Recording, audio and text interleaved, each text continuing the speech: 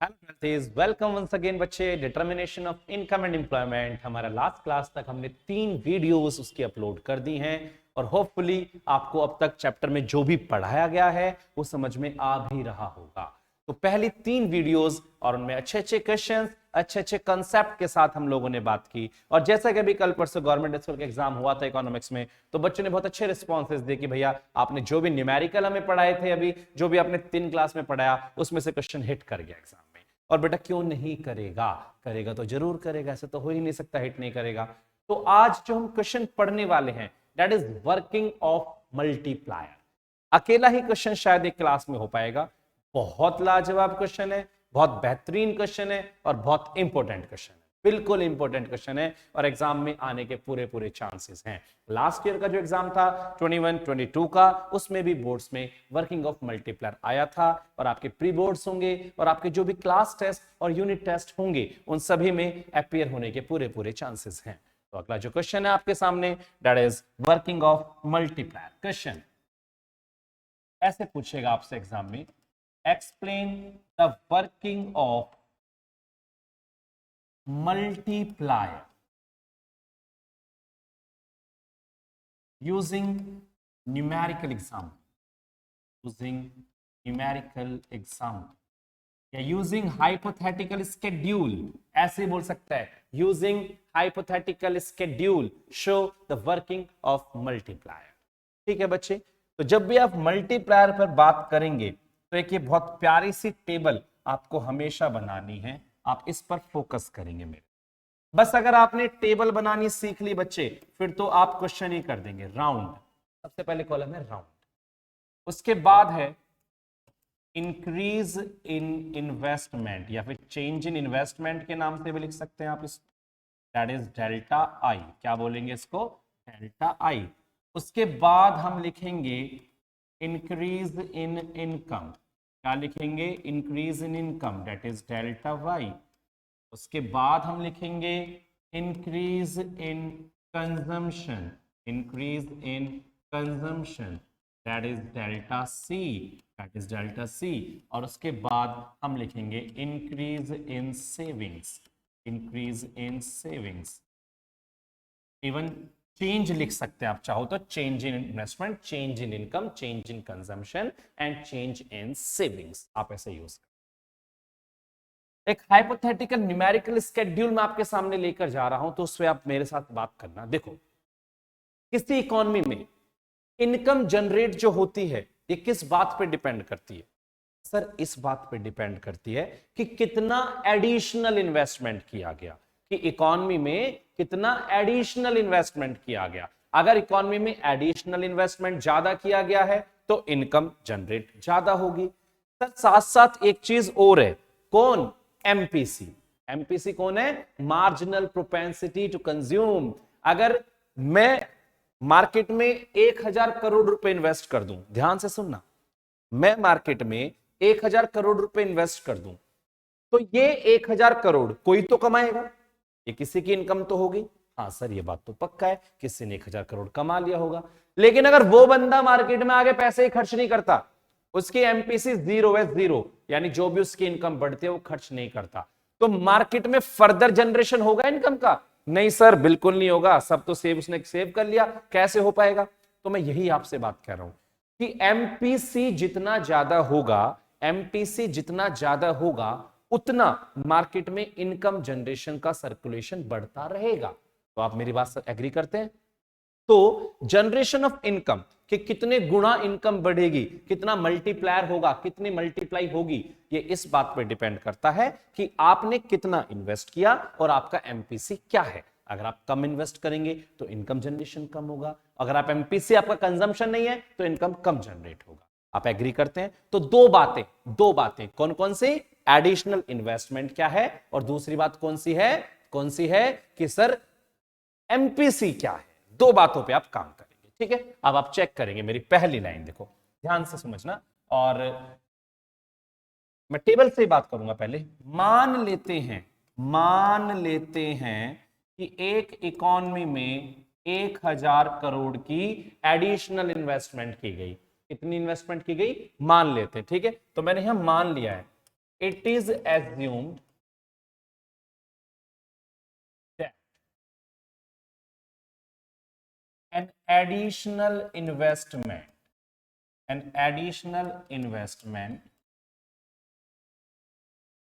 of 1000 crore is made. Also MPC भी मान लिया है 0.8, साथ में MPC भी मान लिया है 0.8। तो आपने दो चीजें मानी, एडिशनल इन्वेस्टमेंट 1000 करोड़ और MPC 0.8। अगर आपने राउंड वन में एडिशनल इन्वेस्टमेंट करी 1000 करोड़ की, तो उससे इनकम कितनी बढ़ेगी सर? 1000 करोड़। समझ गए ना, क्योंकि एक आदमी का खर्चा दूसरा आदमी की इनकम होता है। ठीक है सर। अब क्योंकि MPC 0.8 है, तो आपको पता है ना डेल्टा वाई इंटू MPC, 1000 का 0.8 पार्ट यानी कि 800 करोड़ हम खर्च कर देंगे, क्योंकि MPC 0.8 है। आप यहां पे देखो जरा, क्या MPC delta C upon delta Y पढ़ा था या नहीं पढ़ा? पढ़ा था ना। तो डेल्टा सी कैसे निकलेगा? MPC इंटू डेल्टा वाई, यानी MPC इंटू डेल्टा वाई। हाँ सर सही कह रहे हो। तो अगर 1000 करोड़ में से 800 करोड़ आपने सेव खर्च कर दिया, तो क्या 200 करोड़ बच नहीं जाएगा? हाँ जी सर बिल्कुल। पहला राउंड आपको क्लियर है? पहले राउंड में 1000 करोड़ की एडिशनल इन्वेस्टमेंट की गई है, जिससे आपकी इनकम 1000 करोड़ बढ़ी है। क्योंकि MPC 0.8 है, तो 800 खर्च कर दिया और 200 सेव हो गया। अब क्या ये 800 किसी और की कमाई होगी या नहीं होगी? एक आदमी का खर्चा दूसरे की इनकम है। ओहो सर, इसका मतलब 800 करोड़ और इनकम जनरेट हो गई इकोनॉमी में। एग्जैक्टली। अब 800 का फिर से 0.8, क्योंकि MPC 0.8 है, तो 640 करोड़ खर्च हो जाएगा और 160, 800 में से 640 गए, 160 करोड़ बच जाए। ठीक है सर। सर ये तो फिर सेम हो गया ना, ये कोई और कमा लेगा इसको। हाँ जी, तो 640 का 0.8, 512 करोड़ खर्च हो गया, 128 करोड़ बच गया। एक बच्चा कह रहा है सर ये तो क्रेडिट क्रिएशन के जैसा लग रहा है। बिल्कुल ऐसा ही है बेटा, बिल्कुल ऐसा ही है, कोई ज्यादा चेंजेस है ही नहीं। सर उसके बाद अब ये किसी और ने कमाया 512 करोड़, तो 512 का 0.8 कितना हो गया? 409.6 हो गया। तो सर 102.4 बच गया क्या? मैंने कहा हाँ जी बच गया। सर पूरा करते जाना है क्या? नहीं नहीं नहीं नहीं, पूरा नहीं करते जाना है, यहीं पर रुक जाओ बस। 4 राउंड तो बहुत होते हैं, 4 राउंड तो बहुत होते हैं।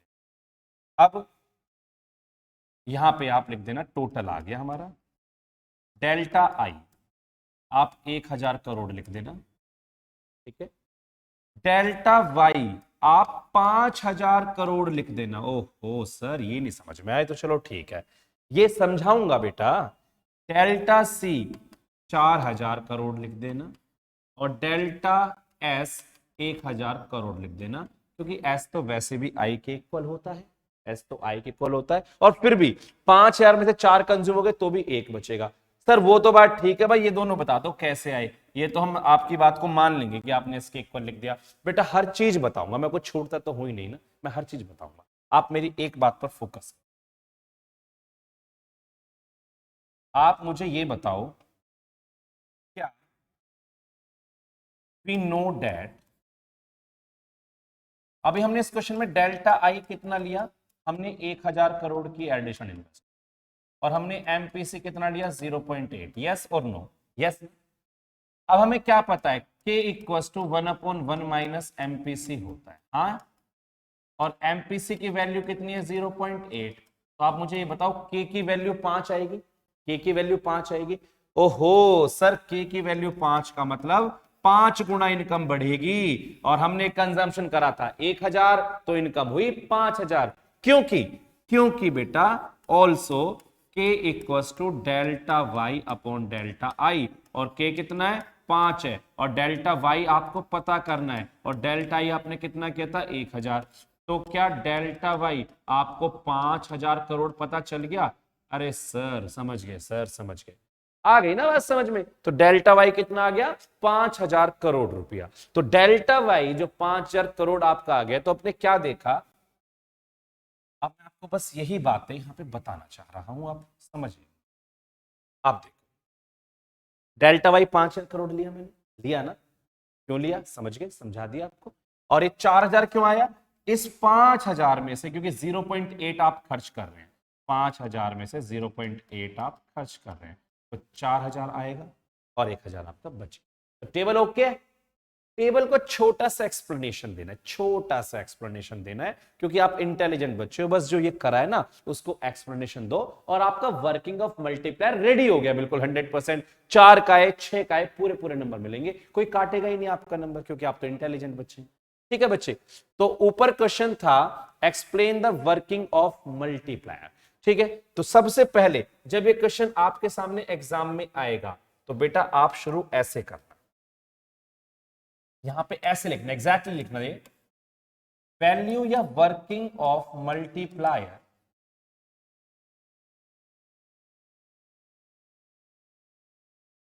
Depends upon following. First, additional investment, कि आप कितनी इन्वेस्टमेंट कर रहे हैं, और दूसरा एमपीसी, कि वर्किंग प्लान की जो वर्किंग होती है वो दो बातों पे डिपेंड करती है, एडिशनल इन्वेस्टमेंट एंड एमपीसी पर। ठीक है, फिर आप लिखना, उसके बाद बेटा, उसके बाद आप अगले लाइन लिखना, वहां लिखने के बाद फिर आप ये वाली लाइन लिखेंगे, it is assumed that an additional investment, it is assumed that an additional investment of 1000 crore is made and MPC is 0.8।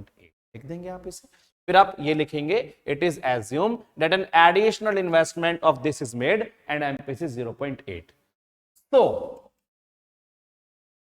Working would be, तो वर्किंग कैसी होगी, तो वर्किंग ऐसी होगी, ऐसी होगी, ऐसी। इसके बाद आप ये टेबल बनाएंगे। अब आप टेबल बनाने के बाद टेबल की करेंगे एक्सप्लेनेशन। पहला, राउंड 1, यहां क्या लिखेंगे, राउंड 1 में 1000 करोड़ की एडिशनल इन्वेस्टमेंट करने से, 1000 करोड़ की एडिशनल इन्वेस्टमेंट करने से 800 करोड़, 1000 करोड़ की इनकम बढ़ी, क्योंकि एमपीसी 0.8 था, तो 800 खर्च हो गए, 200 बच गए। I am repeating the line again, round 1 में 1000 करोड़ की एडिशनल इन्वेस्टमेंट करने से इनकम में चेंज आए 1000 करोड़, क्योंकि एमपीसी 0.8 था, तो 800 खर्च हो गए, 200 बच गए। सेम लिखूंगा, देखो, in round 1 with the additional investment of 1000 crore, national income, NI मतलब national income rises by 1000 crore because, क्योंकि MPC is 0.8, therefore rupees 800 are additional consumption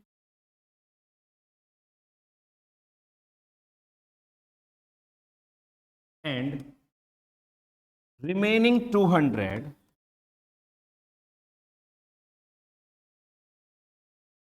are saved। मुझे नहीं लगता कुछ मैंने नया बताया, जो मैंने टेबल में लिखा था वही किया है मैंने तो। हाँ सर बिल्कुल सही तो कहा है आपने। अब बेटा राउंड 2, सबसे बढ़िया राउंड है राउंड 2। राउंड 2 तो अच्छा ही होता है। क्या कह रहा है इसमें, राउंड 2 में 800 करोड़ की एडिशनल इनकम, एडिशनल कंजम्पशन से इनकम बढ़ी थी 800 करोड़, फिर से 640 खर्च हुआ, 160 बचा लिया। Next point, with the additional consumption of rupees कितना, 800 crore, 800 crore, national income rises by 800 crore, national income भी 800 करोड़ बच गई। Again rupees 640 is additional consumption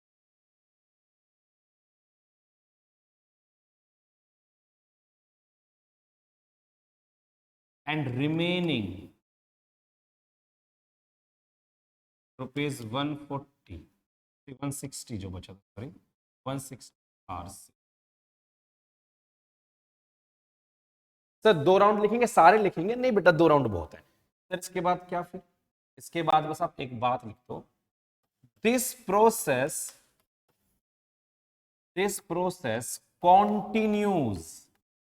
continues till increase in income becomes k times, k for multiplier, k times of increase in investment। ऐसा तब तक चलता रहेगा जब तक increase in income, increase in investment के टाइम्स तक नहीं हो जाएगी। तो हमारे क्वेश्चन में के कितना था? 5 था, तो 5 गुना तक चलता रहेगा जब तक 5000 नहीं हो जाएगी। समझ में आती है बात? तो फिर लिखना here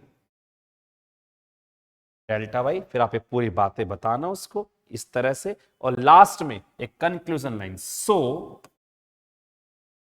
with the additional investment of rupees 1000 crore, national income will rise by 5000 crore when MPC is 0.8। अगर MPC 0.8 है तो नेशनल इनकम इस तरह से बढ़ जाए। तो you got the question. This is very important question from your boards exam point of view. और आप सामने देख सकते हैं मेरे स्टेप्स को फोकस करके छोटा कर दिया, लो इतना सा आंसर था बस। और बताया क्या था मैंने? उन चीजों पे फोकस करना जो मैंने बताया था। सबसे पहले क्या लिखेंगे? सबसे पहले लिखेंगे वैल्यू या वर्किंग ऑफ मल्टीप्लायर। 2 चीजों पे डिपेंड करती है, पहला एडिशनल इन्वेस्टमेंट, दूसरा एमपीसी। पहली लाइन। फिर ये बताएंगे, मान लिया it is assumed that additional investment of 1000 crore is made and MPC 0.8, so working would be. फिर ये टेबल बनाएंगे, आप इज्जत से टेबल बनाएंगे अपनी, और टेबल बनाने के बाद यहाँ पे वो तो आपको लगा पता है डैश डैश डैश तो लगाने ही होते हैं आपको, और फिर आप ये सारे स्टेप्स उनको बता देंगे। तो बेटा एक बहुत अच्छा क्वेश्चन है working of multiplier, hopefully did it, और आपको समझ में भी आ गया होगा। अब एग्जाम में हो सकता है वो आपको अपनी फिगर दे। अपनी फिगर कैसे? मान लो वो आपसे ये बोल दे कि एडिशनल इन्वेस्टमेंट करीब 500 करोड़ की। चलो मैं बता ही देता हूँ, टेबल बना देता हूँ आपके लिए, तो मैं कुछ भी कर सकता हूँ, एवरीथिंग। मान लो वो आपसे कहता है कि एक एडिशनल इन्वेस्टमेंट करी गई है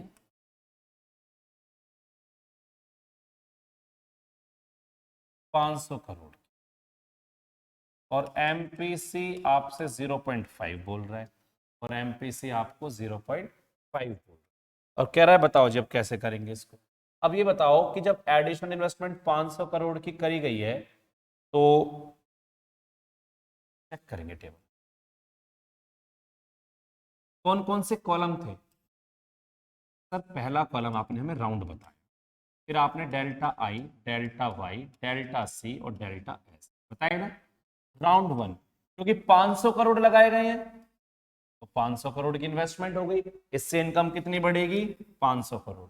क्योंकि एमपीसी 0.5 है तो 500 का 0.5 है, 250 खर्च, 250 सेव, 250 कोई और कमाएगा, फिर 250 का 0.5 खर्च, 125 खर्च, 125 सेव, फिर 125 कोई और कमाएगा, फिर से 125 का 0.5, 62.5 खर्च, 62.5 सेव। और ऐसा कब तक चलेगा? सर ये तो अब आप बता दो, आप ही, आप पहले बेटा निकाल लेना ना। K1/1 minus MPC, K1/1 minus 0.5, तो K आ गया 2, और हमें पता है K होता है delta Y upon delta I, तो डेल्टा वाई ए की वैल्यू आई है 2, डेल्टा वाई कितना है निकालना है, और डेल्टा वाई आपने कितना करा 500, तो डेल्टा वाई आ गया 1000 करोड़। तो ये कहां तक चलेगा 1000 करोड़ तक। कितना आसान है टेबल बनाना, बताओ। कुछ कर रहा था मैंने कुछ करा ही नहीं है। बाद में लिख देना कि डेल्टा आई 500 है, डेल्टा वाई 1000 है, डेल्टा सी भी 500 है 0.5, और डेल्टा एस भी 500 है क्योंकि वो आई के। तो इस तरह से हम वर्किंग ऑफ मल्टीप्लायर कर सकते हैं। आपको मेरी क्वेश्चन की बात समझ में आ गई होंगी। एक छोटा सा, बहुत छोटा सा क्वेश्चन और लूंगा मैं आज के लिए, लास्ट क्वेश्चन रहेगा आज की। ऑटोनोमस इन्वेस्टमेंट और एक होती है इंड्यूस्ड इन्वेस्ट। बहुत ज्यादा इंपॉर्टेंट तो मैं नहीं बोलूंगा, लेकिन 1 मार्कर में पूछ ले या 3 नंबर में कभी पूछ ले, पता कुछ नहीं है बेटा, इसलिए छोड़ना कुछ नहीं चाहिए। If you are thinking about 100 marks तो हम नहीं सोच, कुछ भी नहीं छोड़ेंगे ना। ठीक है बेटा, चेक करेंगे। Autonomous, it is done by government. Autonomous investment कौन करता है? गवर्नमेंट सेक्टर करती है। ओहो, नो प्रॉफिट मोटिव, इसमें कोई प्रॉफिट मोटिव नहीं होता, तो सर सोशल वेलफेयर होता होगा ना। हाँ जी, सोशल वेलफेयर होता है। It remains constant at all level of income, income का लेवल कुछ भी हो ये हमेशा कांस्टेंट रहता है। आपके इनकम का लेवल कुछ भी हो ये कांस्टेंट रहता है। सर जैसे बट आप एक फिगर के थ्रू समझेंगे। मान लो ये है आपका, यहां आप इनकम दिखा रहे हैं और यहां आप इन्वेस्टमेंट दिखा, ये आपकी इनकम है तो इन्वेस्टमेंट ये है। इनकम बढ़ेगी तो भी इन्वेस्टमेंट यही रहेगी, ऊपर नहीं जाएगी, क्योंकि गवर्नमेंट प्रॉफिट मोटिव नहीं सोचती है। गवर्नमेंट को तो जो इन्वेस्टमेंट करनी है वो करनी है। तो ऑटोनोमस का जो इन्वेस्टमेंट कर्व वो पैरेलल टू एक्स एक्सिस है, ध्यान रखना। It's curve is parallel to X axis. लेकिन अगर आप बात करें, अच्छा मैं एक चीज बोल दूं, मैं इसमें एक बात और बोल देता हूं कॉन्सेप्ट, तो इसे बोलना यहां पे बोल देता हूं, पहले इसको थोड़ा सा ठीक से बोलेंगे। It is income inelastic, income inelastic मतलब इसे इनकम से कोई फर्क नहीं पड़ता, इनकम के साथ बदलता नहीं है। लेकिन अगर इसकी बात करो तो डन बाय प्राइवेट सेक्टर, इसमें लिखेंगे it is done by private sector. अब मेरे प्यारे बच्चों, जब प्राइवेट सेक्टर की बात आ गई है तो सीधी सी बात है, मोटिव इनका कैसा रहेगा? सर प्रॉफिट कमाना इनका मोटिव, तो ये प्रॉफिट के लिए काम करेंगे। और तीसरा, it is income elastic, it is income elastic. Sir कैसे? बेटा अगर इनकम ज्यादा तो प्राइवेट सेक्टर इन्वेस्ट ज्यादा करता है ना, तो मतलब इनकम के बढ़ने पर अगर इनकम ज्यादा है तो इन्वेस्टमेंट भी ज्यादा है, और इनकम अगर कम है तो इन्वेस्टमेंट कम है। सर कर्व तो फिर इसका अपवर्ड स्लोपिंग होना चाहिए सप्लाई की तरह। बेटा बहुत इंटेलिजेंट और बहुत जल्दी समझ जाते हो ना बात। इनकम इन्वेस्टमेंट, ये इनकम है इन्वेस्टमेंट है, इनकम बढ़ी इन्वेस्टमेंट बढ़ गई, तो अपवर्ड स्लोपिंग होता है इसका। ऐसा होता है अपवर्ड स्लोप। तो it's curve is upward slope. बेटा बहुत बड़ी वीडियो नहीं बना रहा हूं, हार्डली 20 मिनट तक गई होगी वीडियो, मैं तो अंदाजे से बता रहा हूं, लेकिन आपको समझ में आ गई होंगी मेरी बातें। नेक्स्ट वीडियो बहुत जल्दी, लेक्चर नंबर 5 आपके सामने होगा, monetary policies with inflationary and deflationary situation. तब तक के लिए टेक केयर, बाय बाय।